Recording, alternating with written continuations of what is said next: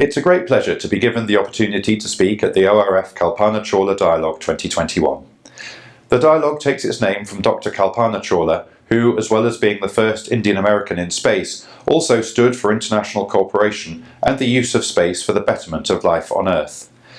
This is very fitting for the topic that I will cover today, which is reducing space threats through norms, rules and principles of responsible behaviour. Our aim is to make outer space continue to deliver benefits for life on Earth and to help create a peaceful environment in outer space. This dialogue is taking place after an important few weeks on space governance.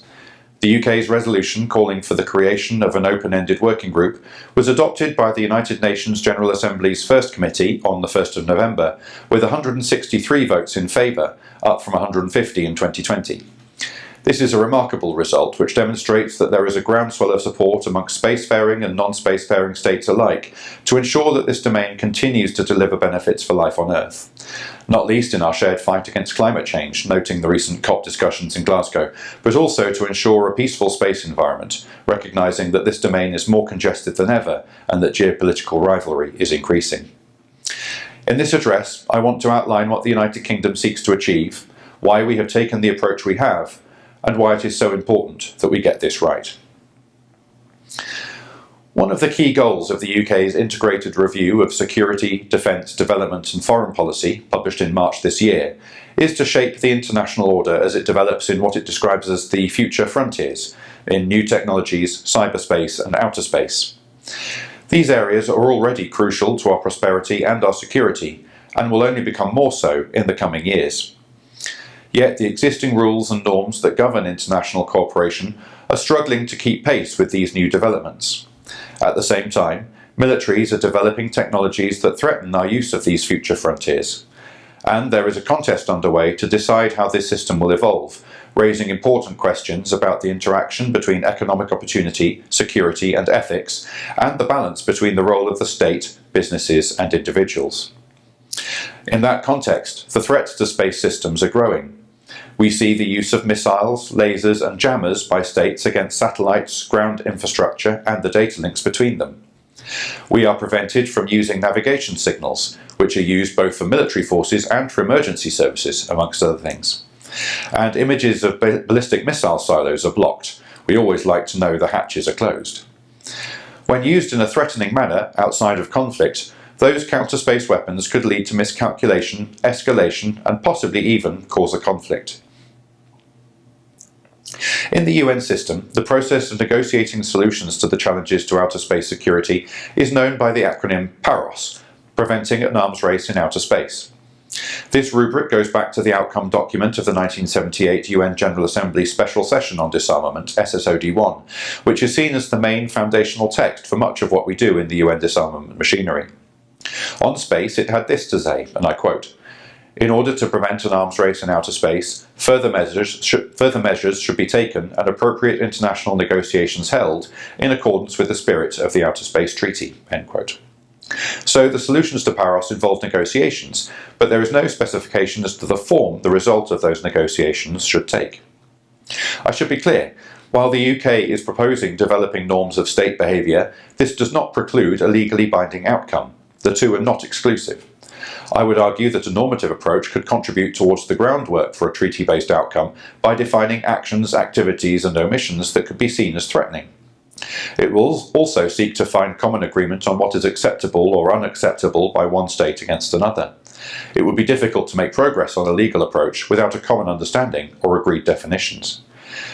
There have been proposals for legal approaches in the past, like the draft Treaty on the Prevention of Placement of Weapons in Outer Space, the threat or use of force against outer space objects. However, these have stalled in recent years due to their limited approach. They don't discuss weapons that would be very useful in a conflict, but which don't completely destroy a satellite. Against the current geopolitical context, we believe that a normative approach is most likely to make progress, as we can focus in on those areas where we can find agreement, while continuing discussion in those areas where we diverge. Furthermore, space is no longer the preserve of large spacefaring states. Private companies are amongst the most active actors in space, and their profile will only increase in future years, although I've yet to see a private company with a weapon.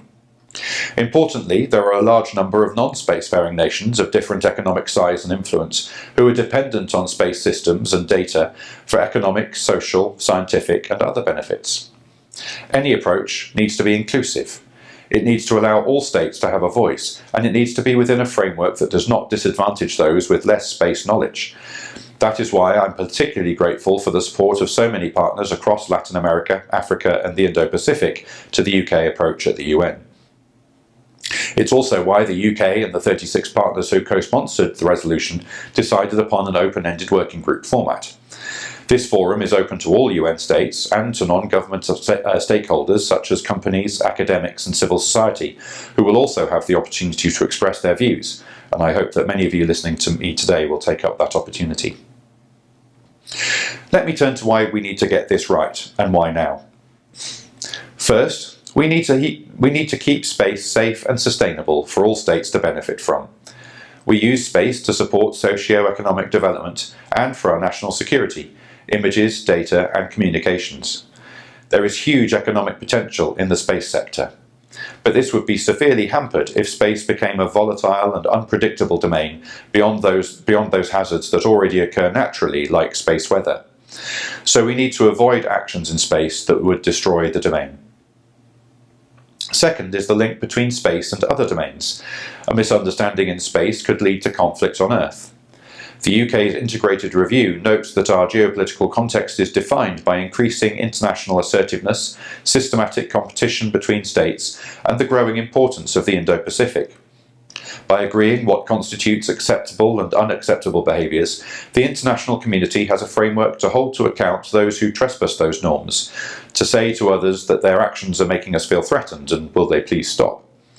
Without this framework, that challenge becomes harder. This is an exciting time in the debate on space governance. Alongside the work on responsible space behaviours to manage threats from states, there is also work ongoing on the peaceful uses of space, such as the new working group on the long-term sustainability of outer space in Vienna, building on the agreed 21 long-term sustainability guidelines. Running these discussions in parallel helps manage threats and keep the space environment safe. We are at the start of a long process that will be difficult at times. However, I believe we are starting from a strong position. With the overwhelming support of the international community and with the input of the best minds, such as those in this audience today, I am hopeful that we can make real progress to ensuring space remains a safe, secure and sustainable environment. It can continue to deliver a better life on Earth as envisaged by Dr. Kalpana Chawla by providing crucial data, communications and infrastructure to support our daily lives and meet the biggest challenges of our time. I would encourage you all to take part in this process. Thank you very much.